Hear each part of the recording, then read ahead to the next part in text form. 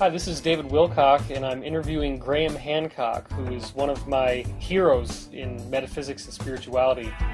I originally heard about your work, I guess going back to a bookstore that I went into in 1995 or 96, and I found Fingerprints of the Gods. And what I saw in that book was an astonishing compilation of stuff about Atlantis and pyramids and ancient civilizations that I'd read in hundreds of books. And what you had done is to pick out the very best pieces of information that really give a credible scientific perspective on the idea that there was an antediluvian or pre-flood civilization out there. So the reason why I wanted to do this video is that I am aware that a lot of people, when I told them I was going to see you in London, didn't know who you were. And these are people who should know who you are because they're fans of my work. And your work is so similar to mine in that you have really synthesized a great deal of data. So I believe the first work that you wrote that had a lot of success was called Lords of Poverty. Yeah, I mean, well, first of all, thank you for the kind comments on my work, which I appreciate.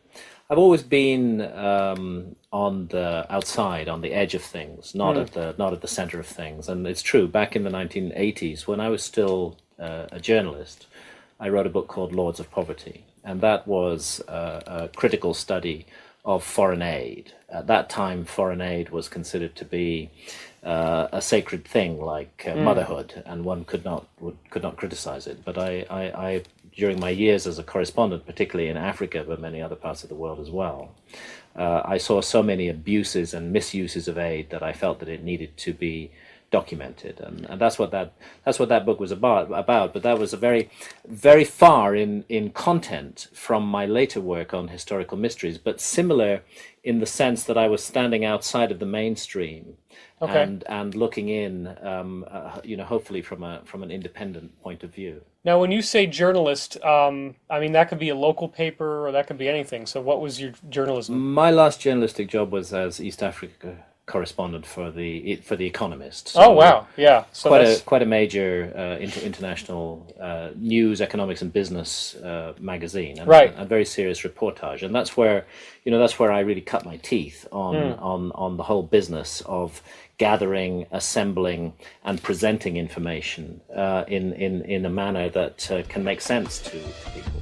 So you found these human rights abuses going on that nobody was talking about. Absolutely, human rights abuses and abuses of the whole project that aid is supposed to be for. It seemed to me that the people who the aid money actually comes from, namely us, the taxpayers in the West, and the people who it's supposed to go to, namely the poor in developing countries, were actually being completely disenfranchised by the middlemen, the huge aid agencies and organizations and their staff, who were receiving and spending most of the money basically on themselves, and so I was advocating a situation where you cut out the middleman and we just help one another as human beings. Certainly, it was a situation which had fantastic PR, and everybody thought aid was a good thing. But everywhere I went and everyone I talked to in the developing countries didn't think it was a good thing at all. They thought it was absolutely ruining their lives and investing in huge projects like gigantic dams, which did absolutely no good to anybody. Or massive resettlement and deforestation projects. So I just felt another point of view needed to be given. And that's really what I went on to do with my other work too. Do you feel that this work that you did in Lords of Poverty helped to create any social change? I actually wouldn't go so far as to claim that. I think it helped to create awareness. But for the awareness to actually implement in change in the way that things are operated in the world, that would be beyond my powers. Right. But I think it did help to create awareness. That book was published in 1989. It's 20 years old now. It's still in print. It's still selling copies. Even though the numbers have changed, the basic analysis of what's wrong with foreign aid remains true. And what's happened is the world has moved on. And the realization is beginning to dawn that no country ever got rich through aid. The United States did not get rich because people gave the United States aid. Right. It got rich because of its own independent efforts, helped perhaps by its friends. And that's really, I think, the model that we need to go for in the future.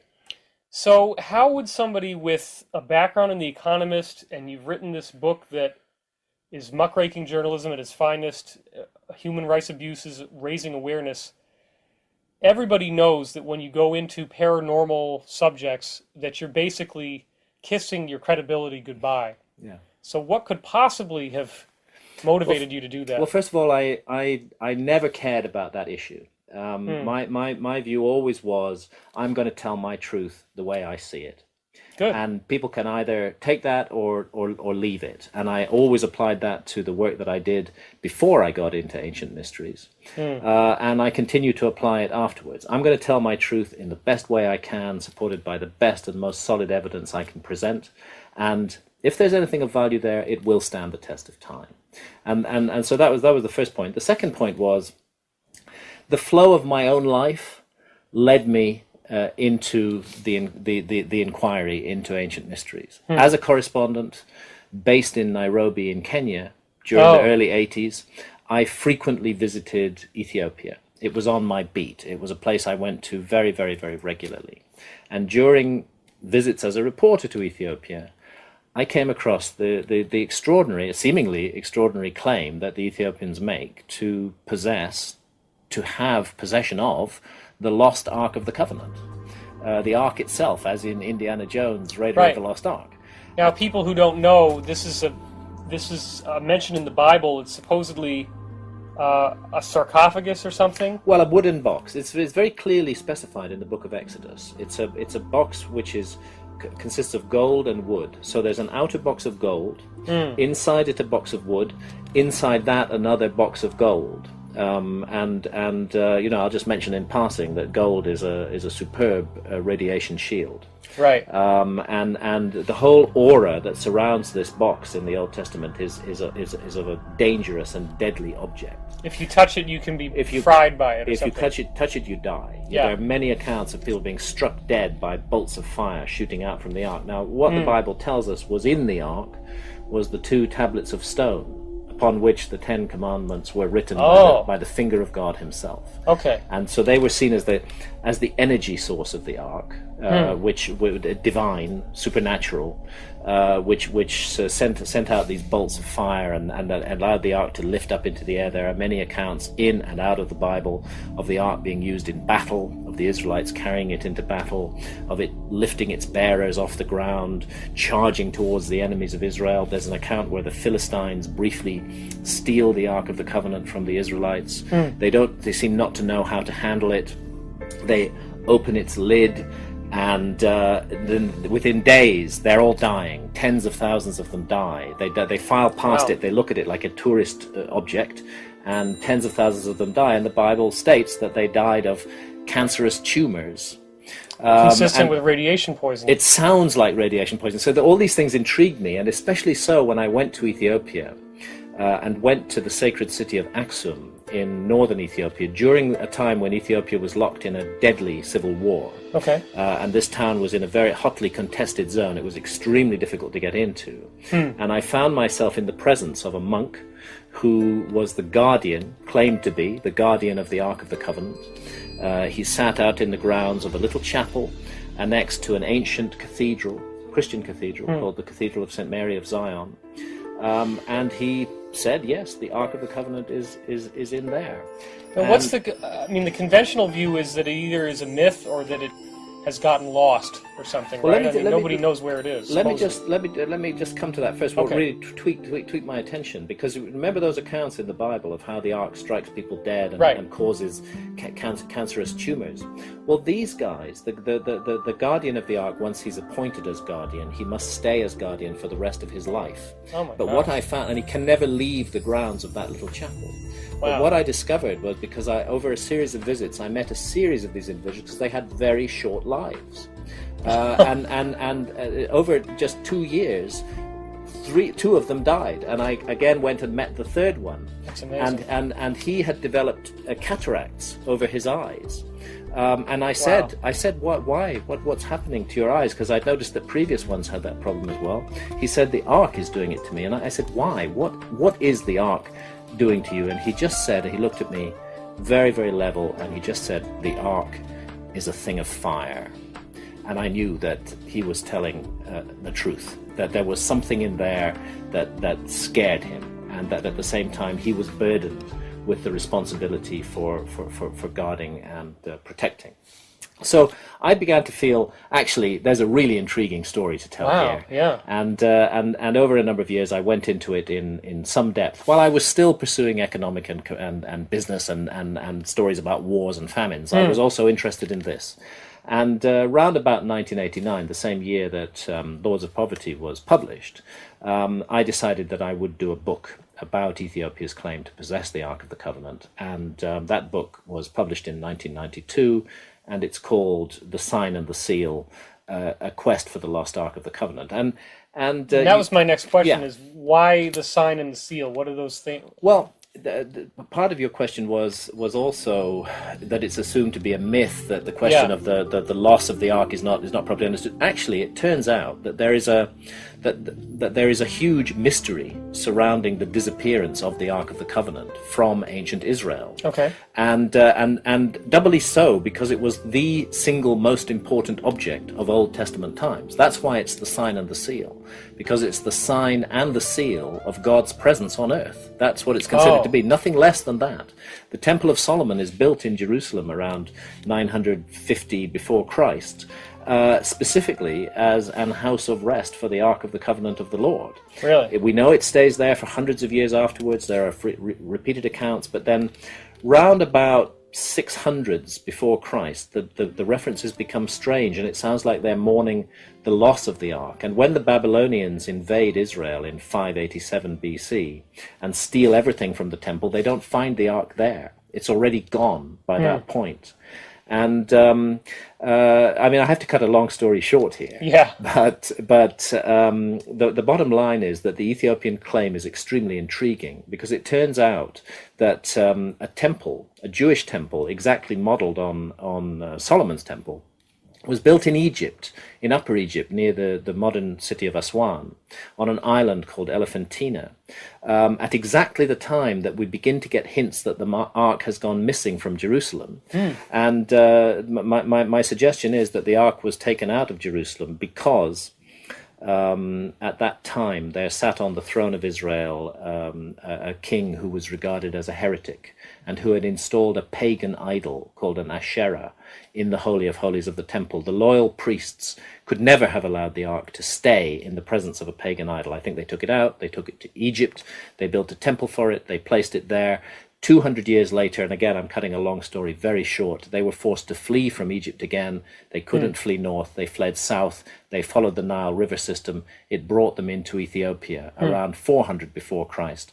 And there's extremely strong evidence that the Ark has been in Ethiopia ever since. And just the final part of the puzzle are the Ethiopian Jews, who are known as the Falashas, or the Beta Israel, the House of Israel. And they practice a pre-Talmudic, purely Old Testament form of Judaism. They don't have rabbis, they have priests. This is banned for the rest of Judaism.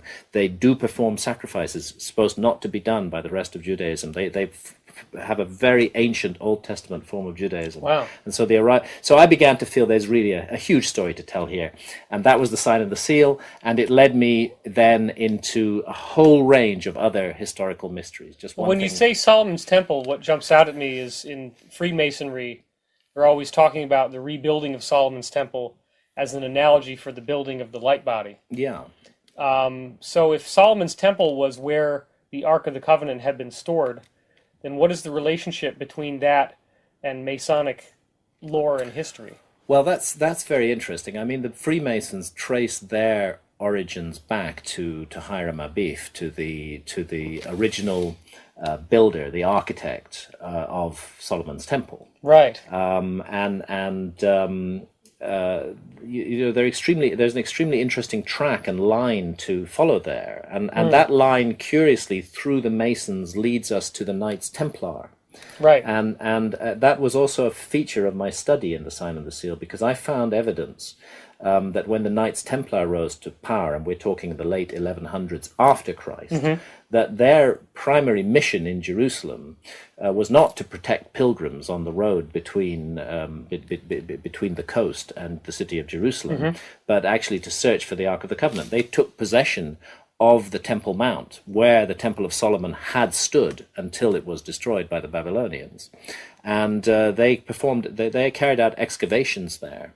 And then, again, too much detail to go into here, but I believe they encountered an Ethiopian prince exiled in Jerusalem called Lalibela, and returned to Ethiopia with him. And I found Templar crosses all over some of the sacred places of Ethiopia, an extraordinary group of churches at Lalibela, hewn out of solid rock, that I believe the Templars were involved in constructing. So somehow that Masonic Templar theme that goes right back to Solomon's Temple follows the Ark into Ethiopia as well. Well, this can't just be, I mean, a skeptic could say, well, maybe they have this, maybe the stones are radioactive or something, but if you're describing this object, this gold and wooden object, levitating and lightning bolts shooting out of it, wouldn't it be that the radiation might be a side effect of some advanced technology that's inside? I honestly believe if I were asked to place a bet on this,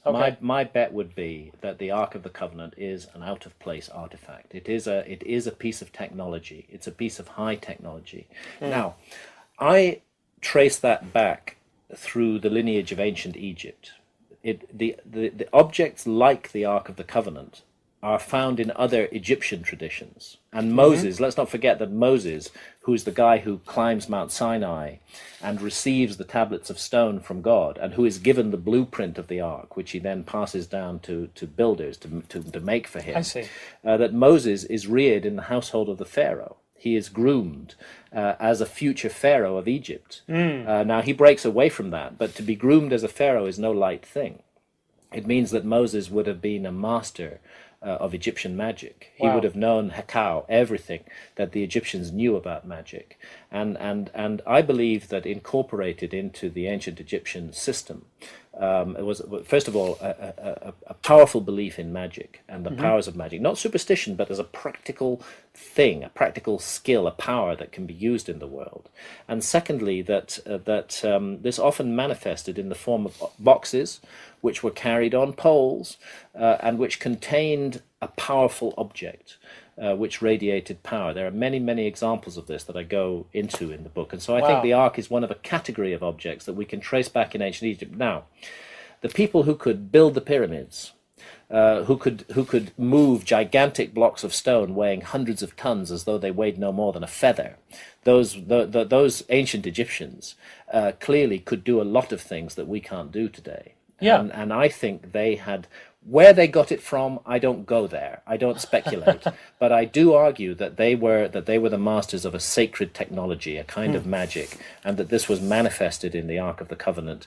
And the Ark of the Covenant was taken out of that system and carried off to Israel, but it continued to be a powerful object. I mean, it seems like if the Knight Templars are spending that much manpower and time and resources searching for this Ark, that they must have felt that if they had possession of it, that they would gain some really important capabilities by possessing it. Yes, I think they absolutely did feel that. So what might those capabilities be? This is the power of God. Defense system? This is first and foremost within their system of ideas, and indeed within the system of ideas of the religion of Israel. This is the power of God. This is literally, you know, the sign and the seal of God's presence, as I say, right. and a manifestation of His power. So if you can direct and control divine power in some way, then you're the master of the universe. And I think that ultimately the Templars were seeking power, magical, divine power, through the Ark of the Covenant. I don't think they got it. I don't think it was ever brought back to Europe. I still think it's in Ethiopia. I think that the Ethiopian claim is stronger than any other. There are some loose traditions that the Ark is buried under the Temple Mount, that it's buried in a mountain in Jordan, but none of these are associated with a modern, ongoing, continuous tradition of veneration of the Ark of the Covenant. There's only one country in the world where the Ark is still venerated as a living object, and that is Ethiopia. And they've become masters of concealment. There are tunnels and systems underneath Axum where the Ark can be carried away from any threat. The whole city is an armed camp, thousands of men with guns, and not to be taken lightly, because these are the men, the Tigrayans, who overthrew the dictatorship of Mengistu Haile Mariam. They're a powerful force, and the Ark is everything to them, and they protect it with their lives. But there are stories of escape routes, of tunnels, of places that the Ark can be taken out, and one very intriguing story from 1896, when the Italians invade Ethiopia. And the Italians were met by an Ethiopian force carrying the Ark of the Covenant. And the Italians were utterly defeated. It was the greatest ever defeat of a European by an African army in the whole history of the world. No kidding. And the Ethiopians also attribute that to the power of the Ark. So I think it's a very serious claim that they have. So it has like a remote influencing ability, like it made them unable to fight somehow? No, it strikes people dead. Oh, really? Okay, so if the people that run it can direct their minds to... Yes, there's a sacred lineage involved in running it, and you know, so these are the mysteries that I went into and explored. But now, Raiders of the Lost Ark.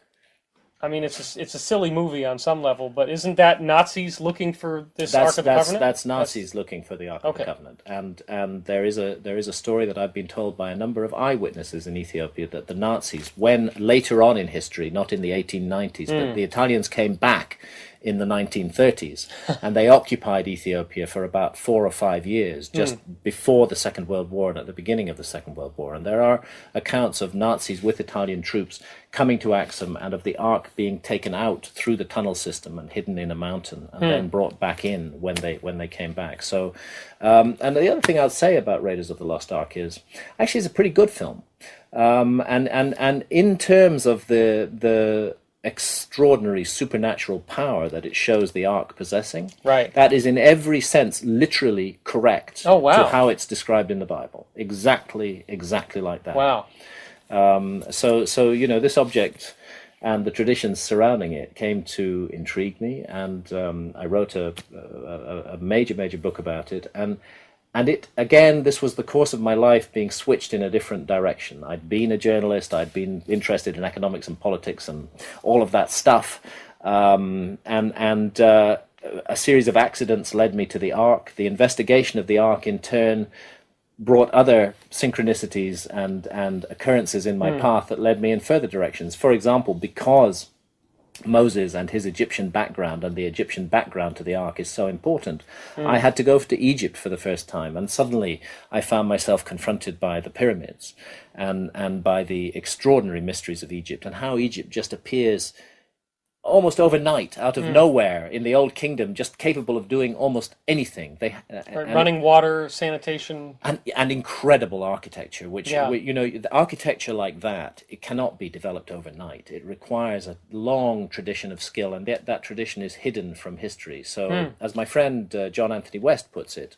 it looks like ancient Egyptian civilization was a legacy of something else, and that's when I began to consider the whole possibility of a lost civilization, and that's what led me to Fingerprints of the Gods. Well, there's a fantastic amount of research in that book. I mean, and I can see you have books all over the house here. So, how did you? What would you say is the thesis of Fingerprints of the Gods? The thesis of Fingerprints of the Gods is that which was published in 1995, is that there has been at least one major forgotten episode in human history. A lost civilization. Cultures call it by different names. Most commonly it's referred to as Atlantis, but I don't think it was confined to the Atlantic Ocean. I think this was a global civilization, a worldwide civilization, and I narrow it down to the end of the last ice age, about 12,000 years ago. I narrow down the destruction of this civilization to that time, about 12,000 years ago, but I believe it pre-existed that for many thousands of years, and that it was caught up in the dramatic and still not well understood earth changes that took place at the end of the last ice age, and that led to the meltdown of the vast ice sheets that covered northern Europe and North America. Right, now you prominently feature the Orontius Phineas and the Piri Reis maps, correct, which show the subglacial topography of Antarctica under the ice. Exactly. Now, so your belief is that those maps were made when the ice wasn't there. That they're actually original ancient maps. Exactly. That's why I have a section in Fingerprints of the Gods called The Mystery of the Maps, because it's one of the most puzzling pieces of evidence to come down to us from history is that certain maps that were copied in the Middle Ages from older maps, we have not got the source maps that those geographers in the 14 and 15 and 1600s Okay, that's what used. One of the things I was wondering. We don't have the source maps, but they themselves tell us. For example, Piri Reis, who was a Turkish admiral, on his famous map, of which only a fragment has survived. That shows it was drawn in 1513, and that fragment shows us the eastern seaboard of the United States and the large part of South America, right the way down to Antarctica and the western coast of Africa. Right. On that fragment, Piri Reis writes that he based this map, which was a world map. It's just we've lost the rest of it. He based this map on more than 100 source maps that he had found in various libraries and archives in his travels around the world. And none of those source maps have survived. And we are free to speculate that those source maps may have been extremely ancient because what he copied down onto that map unknowingly was an image of the world as it last looked more than 12,000 years ago, when there was still a mass of ice on the land, and when the southern tip of South America actually joined on to Antarctica. That is what the Piri Reis map shows. Same with the Orontius Phineas map. Same with a number of maps by Mercator. They all tell us they were honest. They said we copied other maps to produce this map, and what they all show, astonishingly, is Antarctica. Antarctica wasn't discovered by our civilization until 1818, but it appears in glorious detail on these ancient maps. And if you follow the progression, you see that the features and character of Antarctica are changing as the maps move on. So it's almost as if they're documenting the meltdown of the last ice age. And some of them indeed do show us what's called the subglacial topography of Antarctica, how the landmass that lies under the ice. And this is really and that wasn't even known until 1959. Exactly, it wasn't known until we had very modern technology to run sonar surveys across the ice cap. So I think we have a huge anomaly in these ancient maps. How the heck does a skeptic attack you on that if they're trying to attack your work? Amazingly, what they say about Antarctica is that those geographers just felt that since there was land at the top of the earth, there should be land at the bottom of it as well. That even though they hadn't got there to check it out, that there should be a sort of balancing continent in the south, and so they just inserted it. And by chance, by coincidence, it turned out looking exactly like Antarctica during the last ice age. This is the astonishing thing that I face, and just will not accept it because it's so paradigm busting. It really does overturn the whole picture of history. And it's not just big dramatic things like Antarctica. There's on a map from 1424, again based on earlier maps. It's what's called a Ptolemaic map. There is a little island shown off the west coast of Ireland, and that little island is labeled Hy-Brasil, Hybrazil, on that map. And such was the belief in the existence of Hy-Brasil. I know of 2 expeditions that were sent out from Bristol, near where we're sitting now, to look for Hy-Brasil. They wanted to go trade with it, find it. There were all sorts of legends about it. But they would have needed a time machine in order to find Hy-Brasil, because I, working with geologists who are specialists in the meltdown of the Ice Age, was able to establish that an island did stand in exactly that spot, with exactly the dimensions that are indicated on that map, but it was flooded by rising sea level at the end of the Ice Age more than 12,000 years ago. So that map is freezing a little detail from the world of 12,000 years ago. Has to have been somebody there to do that. Mapping the world, and especially with accurate latitudes and longitudes, which are found in these maps, is a pretty high-tech operation. Our culture couldn't do it until the late 18th century. That's when we really began. So you're looking at evidence of a level of technology that is at least equivalent to the beginning of the Industrial Revolution in our society, if not far beyond that. And this is a huge mystery. Now, these ancient cultures also seem to have mythological statements that had a lot of numbers in them. Yes. And the numbers were very curious to you. I think the numbers are extremely important. There's a body of myths from all around the world that include what turn out to be, expressed in the language of myth and the symbolism of myth. What they capture is extremely precise observations of a phenomenon called the precession of the equinoxes. Right. Which is, everybody's heard about the dawning of the age of Aquarius, and most people are aware that we're living towards the end of the age of Pisces right now. But what that actually means is that if you stand at any point on the Earth on the 21st of March, an hour before dawn, and look due east, you'll see a constellation sitting on the horizon in the place where the sun will shortly rise. And that constellation for the last 2,000 or so years has been Pisces.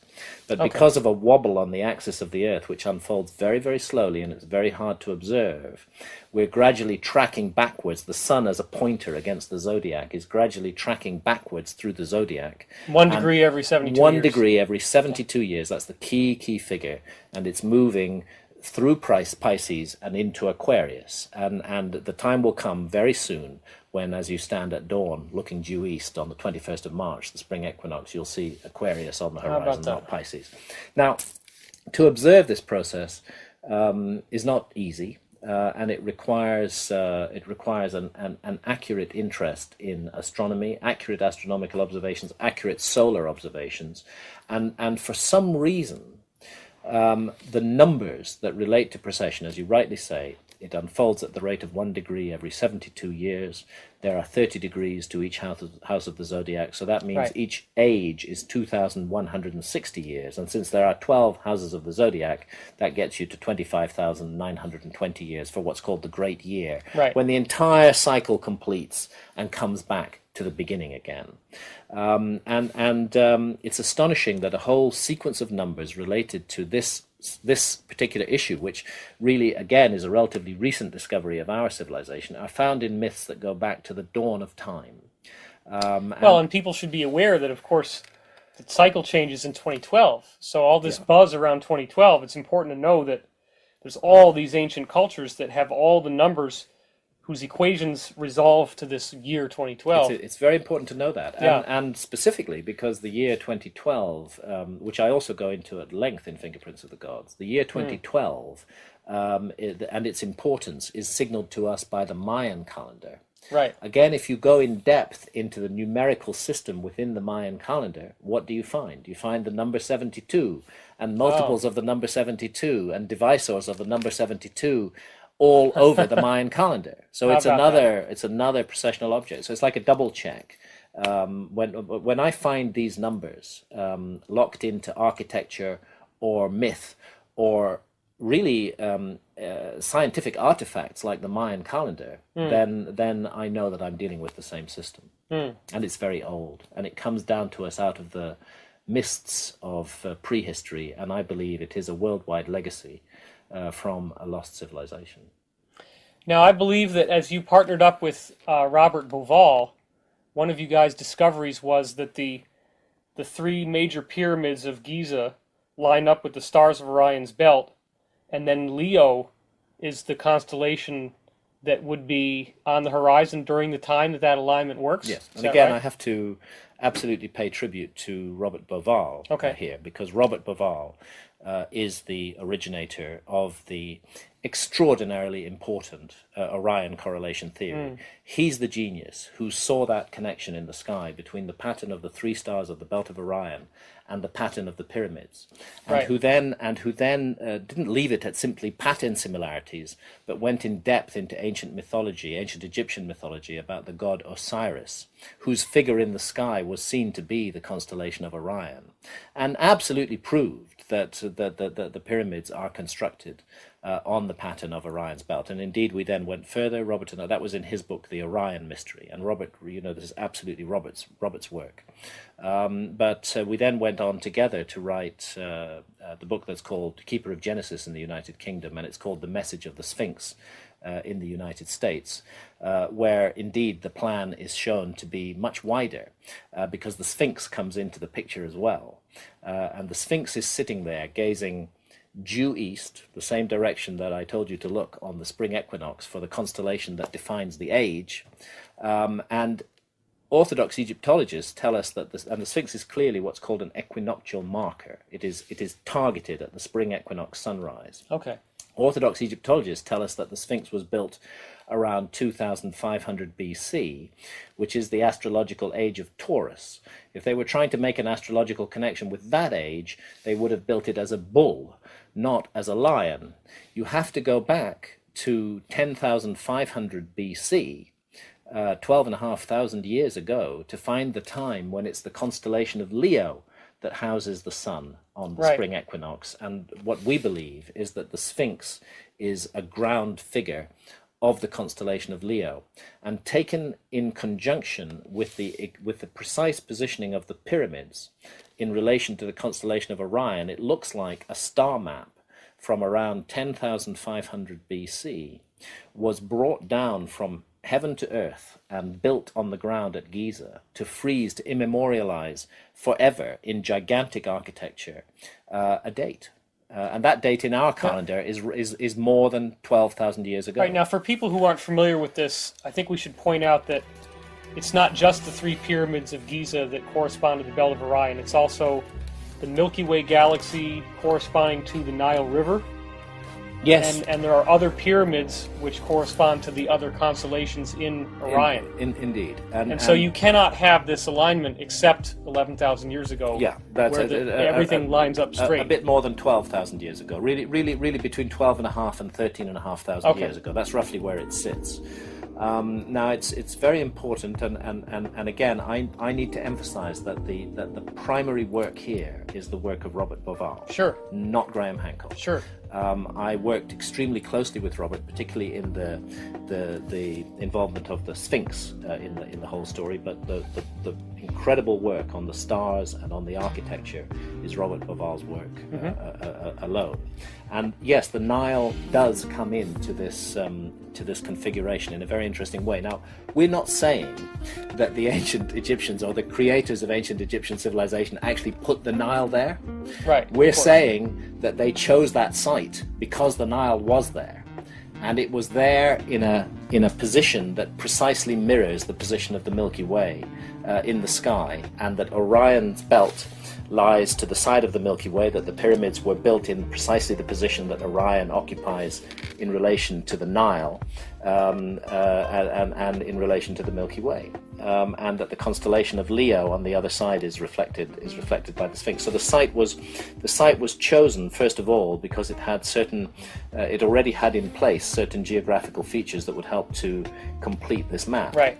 And I just want to add that actually the Hoover Dam in the United States, built I think in the 1930s, okay, they did a rather similar thing. They created a star map there in the monumental architecture. Really? Yeah, which freezes the positions of the stars in the sky above the Hoover Dam at the time when the dam was completed. No kidding. And the reason they did that, when they were asked about it, they said, well, look, suppose in 10,000 years' time our civilization is lost and some future archaeologists find this dam and they want to figure out when it was built. They're not going to be able to read our inscriptions because the language will have been lost. But if they're competent astronomers, they'll be able to work out from the star map when it was actually built. And so that's the suggestion in what's going on at Giza. It's more complicated than that. We're not saying that everything at Giza was built 12,500 years ago. Certainly. We're saying that the initial conception dates to that time, and that certain elements of the Giza plan were definitely created at that time. Definitely the Sphinx. Here you have not only the astronomy, but also the geological characteristics of the Sphinx. And again, I need to pay tribute to the work of others, and that's John Anthony West and Professor Robert Schock, who's a geologist at Boston University. They're the ones who've done the work on the weathering patterns on the Sphinx. And it's very clear from the erosion patterns that the Sphinx, after it was built, was subjected to thousands of years of heavy rainfall. And you don't have that rainfall in Egypt in 2500 BC. You have to go back towards the end of the last ice age to get that kind of rainfall. Right. They call it water weathering. So that's right. John Anthony West showed Robert Schock, a geologist, a picture. Yes. And he says, "What kind of weathering is this?" And he immediately Schock says, "Oh, yeah, it's water weathering." Water weathering. But then, well, guess where this is from? Yeah, exactly. This is the back end of the Sphinx. Yeah. The key thing is precipitation-induced weathering that's caused by rainfall. Rainfall. Heavy rainfall. And that's exactly what the Sphinx has. And paleoclimatology, well-advanced science, makes it quite clear that there were no such rains in Giza in the time of the pharaohs. So this looks like a genuinely prehistoric, massive piece of sculpture. And then when you combine it with the star correlations, you get a second hit at that, which is also confirming the same very ancient date, and it begins to look like something extraordinary was going on there at the end of the last ice age. Why do you think the head on the Sphinx is so small compared to the body? Again, John and Robert Schoch have gone into this in depth, and their view, which I totally endorse, is that the Sphinx was originally a lion-headed monument, Right. as well as a lion. Totally a monument to Leo. It was totally a monument to Leo, and in the time of the pharaohs, around 2500 BC, one of those pharaohs, perhaps Khafre, who is associated with the Sphinx in some way, perhaps what he did was he recarved the Sphinx and recarved its head into a human head, if not his likeness, the likeness of some other pharaoh. Right. And in doing that, they lost a lot of the mass of the head. And that's why the human head, is now out of proportion to the right. The so body. if they wanted to have the headdress at the bottom be that wide, that width would have had to go all the way up originally. Yeah. So they had to get rid of a lot of stone. They had to get rid of a lot of stone Yeah. in order to turn it into a human-headed monument, and that's what seems to have happened there. So, a rather intriguing situation is that. The trench that surrounds the Sphinx, the core body of the Sphinx, was created by hollowing out a huge trench in the bedrock around it. Oh. And the rock that was taken out of that trench, which was chopped up into massive blocks of stone, some of them weighing, 100 tons, was then moved forward and raised up into two gigantic temples. The Osirion? No, that's further south. But the okay. Osirion, I do believe you're quite right. The Osirion belongs to the same period and the same style of architecture. Okay. But at Giza itself, you have what's called the mortuary temple and the Valley temple next door to the Sphinx. And these temples were built out of the bedrock that was removed to create the core body of the Sphinx. And how big stones are we talking here? We're talking 100-ton blocks, which is, well, let's say that's the weight of 50 large family cars in the case of each block.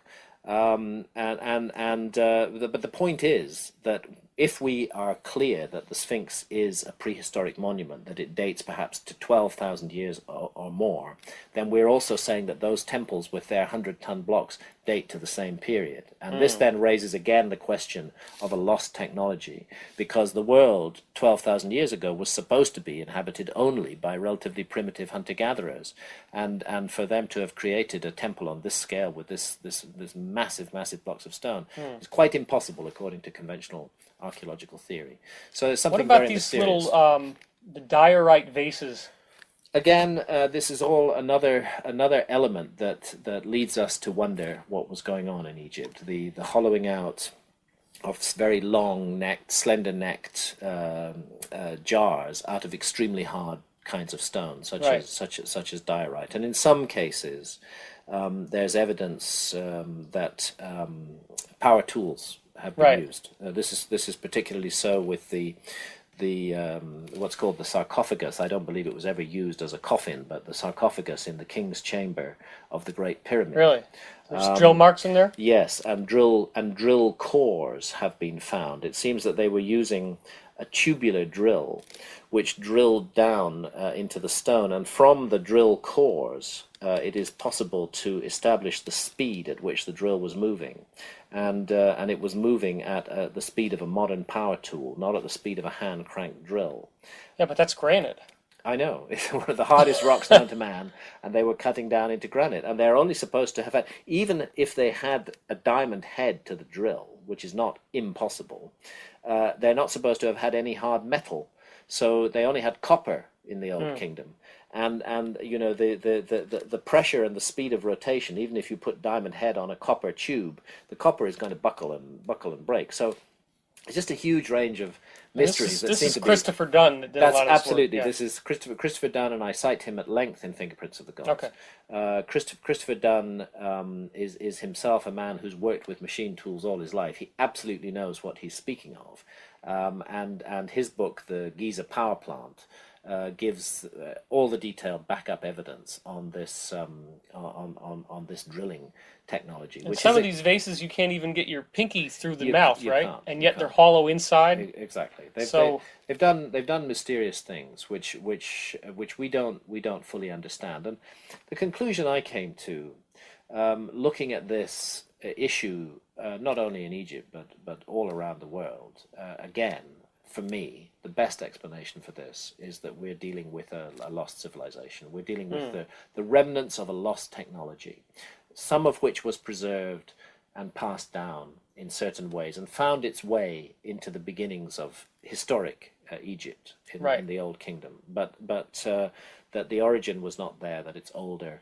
Yeah, you said that Egyptian civilization looks as if it just appeared out of nowhere, from a legacy somewhere else. Out of nowhere, just out of the blue. Suddenly, one minute they're making relatively humble, simple structures, and the next minute they're building something like the Great Pyramid. Well, this gets into the fact that the capital city of Egypt, of course, is Cairo. And what does the word Cairo mean?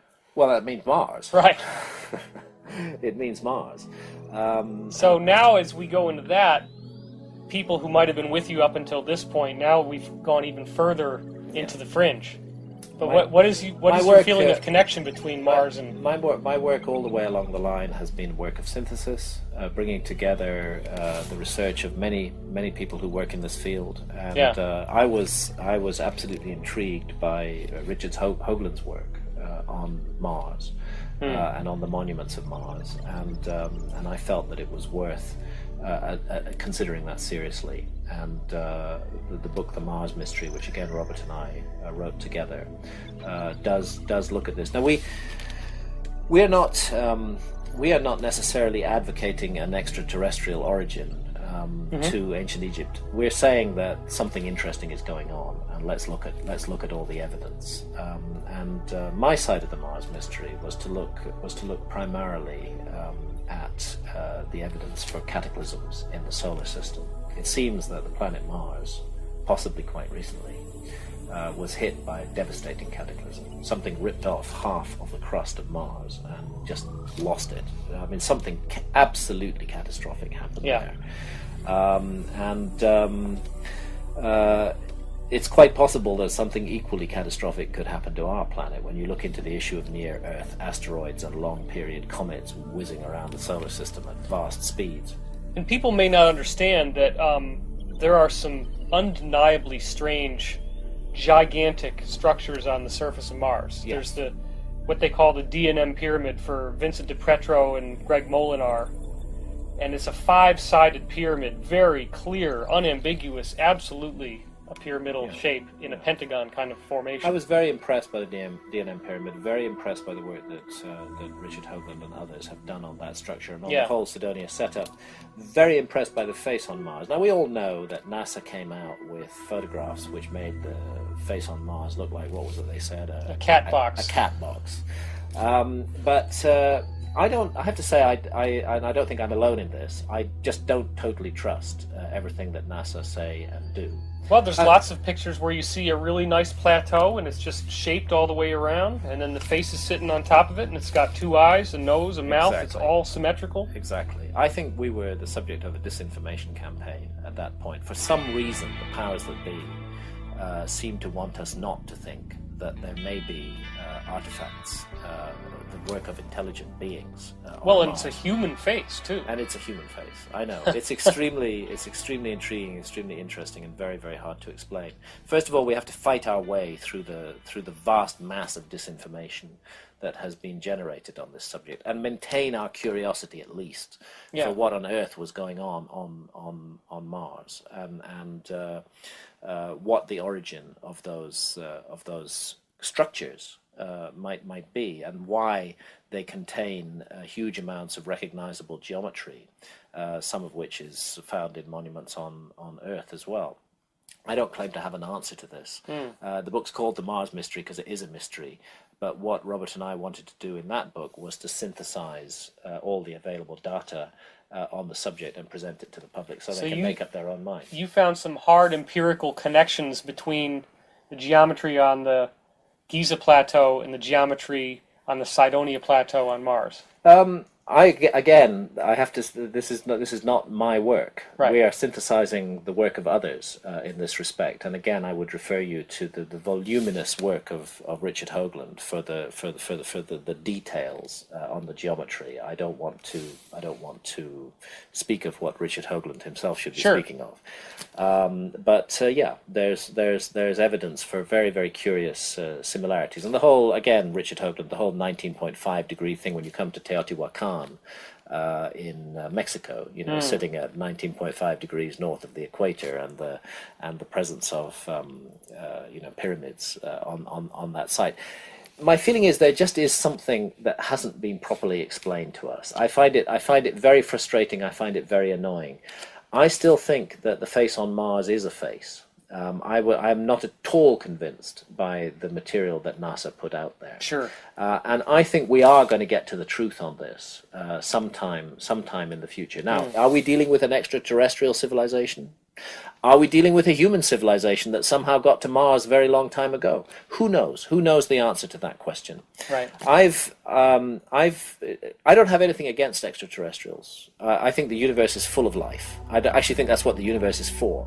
I think it's a home for life, a home for experience. But I haven't found it necessary in my work to go down the ancient astronaut route. Particularly, I've preferred to look at the mystery of a possible lost human civilization. But once we buy into that, once we accept that we may be a species with amnesia, that we may have forgotten glorious and dramatic aspects of our past, then we have to consider the possibility that there might even have been a spacefaring civilization on this planet. Did it come from this planet from elsewhere? Did it go from this planet to somewhere else? I don't know the answer. My job is to spell out the mystery